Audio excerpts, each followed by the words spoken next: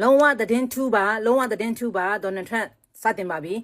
ကျမဒီလိုမျိုးသတင်းအထူးတွေပေါ့နော်တင်လာတယ်များ update ဖြစ်အောင်အခုလေးတွေမှတူလို့အခုချက်ချင်းတင်တာပါ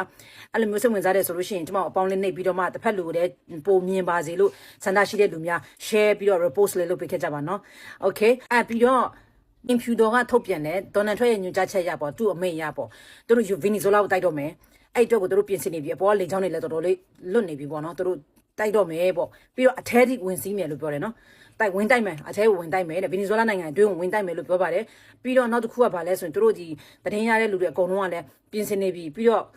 ဒီသတင်းဌာနဒီတယောက်ကကြတော့ဘယ်လိုပြောလဲဆိုရင်ဒါဟာတဲ့တို့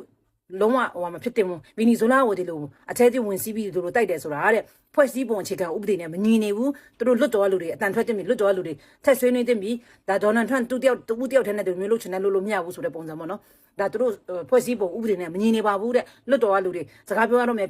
ဘာဖြစ်လို့ဆိုတာဗီနီဇိုလာကိုတို့တိုက်တယ်ဆိုတာတို့အတွက်နိုင်ထက်စီးနင်းလုပ်ပြီးတော့မှ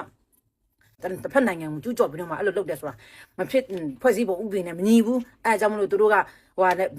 လွတ်တော်တွေကစကားပြောတင်တယ်အဲ့လိုပြောပါတယ်ပြီးတော့ဒီမှာကြည့်လိုက်သူမနေ့ညမှာဒေါ်နယ်ထရန့်သူ့ရဲ့ဟိုမှာကိုလေကျမသူ့အရင်တော့ကြားတယ်သူပုံစံနဲ့စမလက်ကြတယ်ပြီးတော့သူအကြောင်းတော့ကျမတက်ဗီဒီယိုလုပ်ပြီးတင်မယ်နော်ဟောလိုဝင်းညပါတီမှာတို့ဒင်နာလုပ်နေတို့ဒင်နာအချိန်မှာကြည့်လိုက်နော်တိုးနေတဲ့ဒေါ်နယ်ထရန့်တကုံစကားတွေပြောနေတာပြီးတော့ဒီမနေ့မှာထုတ်ပြန်လာတယ် White House ကနေပြီးတော့မှဗာလဲဆိုရင်ဗီနီဇိုလာကိုတိုက်ဖို့တို့ပြင်ဆင်နေပြီးညွှန်ကြားချက်ဒေါ်နယ်ထရန့်ရဲ့ညွှန်ကြားချက်ကြပြီးတော့မှအခုတွားနေပြီပေါ့နော်ပြီးတော့စစ်စင်ရေးတွေပြီးတော့ဒီ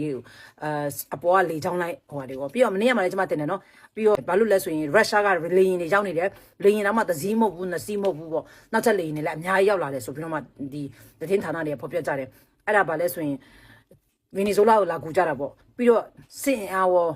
လူအင်အားရောလာတယ်လို့ပြောတယ်လူတွေလည်းအများကြီးပဲလို့ပြောတယ်အပေါ်ကနေသူတို့ drone နဲ့ရိုက်ထားလားအဲ့ဒါကိုပြောကြတယ်အားကြောင့်မို့စတော့မှာပဲကဲဒီလိုမျိုးစလို့ရှိရင်အခုတည်းစစ်ဖြစ်နေပြီဆိုလို့ရှိရင်လည်းဖြစ်လာဘယ်လိုတွေတိုက်ကြလဲဘယ်လိုလဲဆိုတဲ့ဟာကိုကျွန်မထပ်ပြီးတော့ update တဲ့နေ့တင်ပြပါမယ်အားလုံးပဲ bye bye